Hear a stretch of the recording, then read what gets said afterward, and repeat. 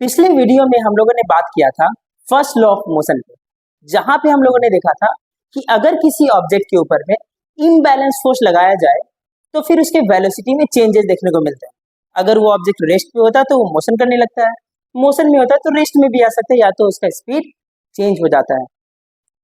आज हम लोग इस वीडियो में बात करेंगे कि जो चेंज हो रहा है वेलोसिटी में उसका अमाउंट कितना है, कितने अमाउंट का चेंज हम लोगों को कितने फोर्स लगाने से मिलता है। आज हम लोग इसी टॉपिक पे बात करेंगे।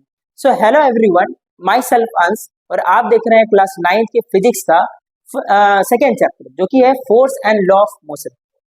तो देखिए, हम लोगों ने फर्स्ट लॉ ऑफ मोशन में ये समझा था कि अगर कोई ऑब्जेक्ट है, अगर एक ऑब्जेक्ट है तो इस पर अगर हम लोग कोई भी इम्बैलेंस फोर्स लगाते हैं, इम्बैलेंस फोर्स, तब इसका जो वेलोसिटी होता है वो क्या होता है, चेंज हो जाता है, उसका वेलोसिटी चेंज हो रहा है। अगर वेलोसिटी में किसी भी तरह से चेंज हो रहा है तो हम लोग क्या बोलेंगे कि उस ऑब्जेक्ट में एक्सीलरेशन अप्लाई होने लगा है, एक्सीलरेशन इसमें एक्ट करने लगा है। हम लोग तो यही बात बोलेंगे यहाँ पे, है ना। इसका मतलब कि फोर्स लगाने से इस ऑब्जेक्ट में क्या क्रिएट होता है, एक्सीलरेशन क्रिएट होता है। फोर्स लगाने से उस ऑब्जेक्ट में क्या क्रिएट होता है, एक्सीलरेशन क्रिएट होता है। अब कुछ सिचुएशंस को यहाँ पर समझते हैं और कुछ कंक्लूजन्स को निकालते हैं इससे। देखिए, हमारे पास दो तरह की सिचुएशंस है,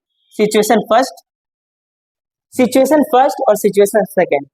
इसमें देखते हैं कि किस तरह से हम लोग यहाँ पे बात करेंगे। देखिए, अगर कोई ऑब्जेक्ट है, जैसे कि एक ऑब्जेक्ट मैंने एम मास का लिया, ठीक है, मतलब कि इसका मैं मेजरमेंट ले लेता हूँ, जैसे कि 2 kg का ले लेता हूँ, ठीक है। एक दूसरा ऑब्जेक्ट है जो कि थोड़ा बड़ा है और इसका जो मास है, मैं कैपिटल एम लिख देता हूँ इसको, ठीक है, और इसका मास है 5 kg, ठीक है। जब आप इसमें कुछ फोर्स अप्लाई करते हैं, कुछ फोर्स लगाते हैं, तो उससे होता क्या, मतलब कि सेम अमाउंट ऑफ फोर्स यहाँ पर भी लगा रहे हैं, सेम अमाउंट ऑफ फोर्स यहाँ पर भी लगा रहे हैं, फोर्स का अमाउंट जो है दोनों में क्या है, सेम है। तो उस कंडीशन में आप यहाँ पे ऑब्जर्व करेंगे कि जो कम मास वाला ऑब्जेक्ट है वो बहुत ज्यादा तेजी से मूव करने लगा, लेकिन जिसका मास ज्यादा था वो कम स्पीड से मूव करने लगा। मतलब कि वेलोसिटी में जो चेंज था वो इसमें हम लोग को ज्यादा देखने को मिलेगा कम मास वाले ऑब्जेक्ट में, और ज्यादा मास वाले ऑब्जेक्ट में हम लोग को वेलोसिटी में कम चेंज देखने को मिलेगा। देखो, काइनेमैटिक्स में जितनी भी चीजें हैं, जितने भी फॉर्मूला आप पढ़ रहे हैं यहाँ पे, जितनी भी चीजें, वो सारी चीजें प्रैक्टिकली प्रूफ की गई है। प्रैक्टिकली प्रूफ करने के बाद ही उन्होंने इस लॉज को यहाँ पर लेके आया। तो उन्होंने जब प्रैक्टिकल किया तो उन्होंने ये देखा कि जो कम मास वाले ऑब्जेक्ट हैं उसमें सेम अमाउंट ऑफ फोर्स लगाने से उसमें ज्यादा वेलोसिटी में चेंज देखने को मिल रहा है, और जो जिसका मास ज्यादा था उसमें कम वेलोसिटी में चेंज देखने को मिल रहा है। तब उन्होंने ये उससे कंक्लूजन निकाला कि अगर इसमें ज्यादा वेलोसिटी में चेंज देखने को मिल रहा है, इसका मतलब कि इस वाले कंडीशन में, फर्स्ट वाले कंडीशन में जो एक्सीलरेशन होगा वो ज्यादा अमाउंट में होगा, और जो सेकेंड वाले कंडीशन है इसको मैं A1 मान लेता हूँ और इसको A2 मान लेता हूँ। इसमें इन्होंने ये बताया कि A1 जो है वो क्या होगा, A2 से ज्यादा होगा, A2 से क्या होगा, ज्यादा होगा। इसका मतलब ये हुआ कि अगर मास यहाँ पे कम है, और मैं यहाँ पे ये भी देख रहा हूँ कि M जो है इसको भी मैं M1 M2 मान लेता हूँ, ठीक है।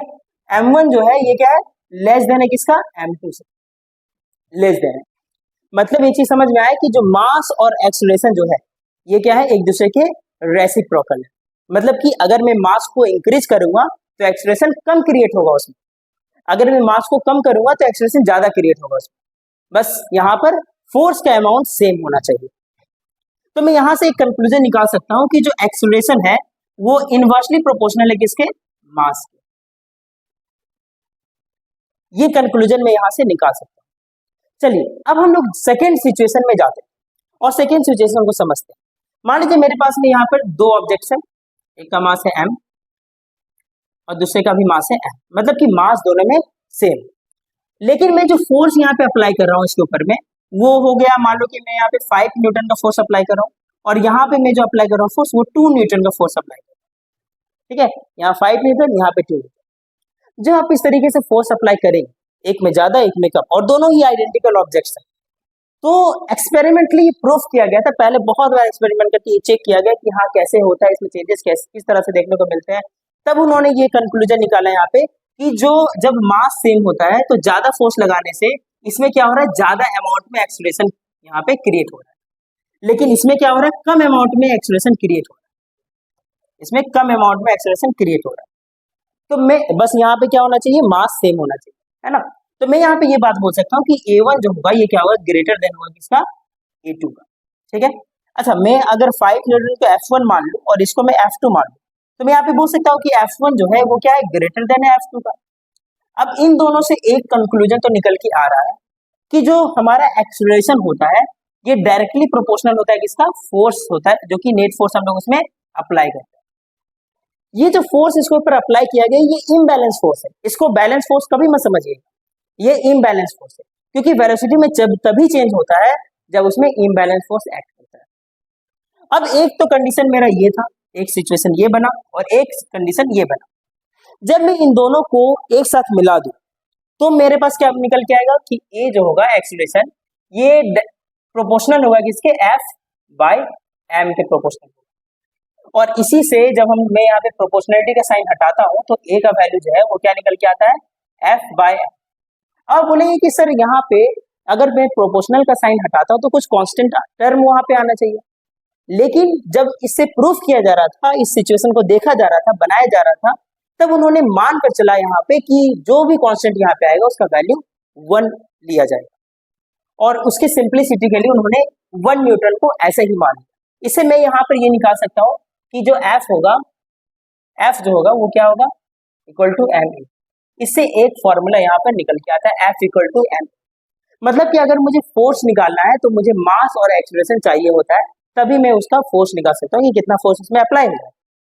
ठीक है, ये तो था सेकेंड लॉ ऑफ मोशन का इंट्रोडक्शन, कि जिसमें आप इसी कॉन्सेप्ट को समझेंगे कि किस तरीके से जो फोर्स है वो मास और एक्सीलरेशन के ऊपर में डिपेंड करती है। ठीक है, और जो एक्सीलरेशन होता है वो किस तरीके से फोर्स और मास के ऊपर डिपेंड करता है। लेकिन देखिए इन दोनों सिचुएशंस में अगर मैं सिचुएशन फर्स्ट की बात करूं तो मुझे एक टर्म को यहाँ पे क्या लेना पड़ रहा है, कांस्टेंट टर्म लेना पड़ रहा है, और मैं यहाँ पर सिचुएशन 2 की बात करूं तो मुझे यहाँ पर क्या लेना पड़ रहा है, कांस्टेंट टर्म लेना पड़ रहा है कि नहीं। मतलब कि एक ना एक टर्म मुझे वहां पे कांस्टेंट लेना पड़ता है। इसीलिए जो न्यूटन है उन्होंने इस तरीके से इसे प्रूफ नहीं किया, इसे प्रूफ करने का तरीका उनका थोड़ा अलग। तो अब हम लोग जो न्यूटन के जो स्टेटमेंट्स थे जिसके थ्रू उन्होंने सेकेंड लॉ ऑफ मोशन को स्टेट किया था उसके बारे में बताया था, अब हम लोग उस टॉपिक को समझेंगे। तो चलिए देखते हैं।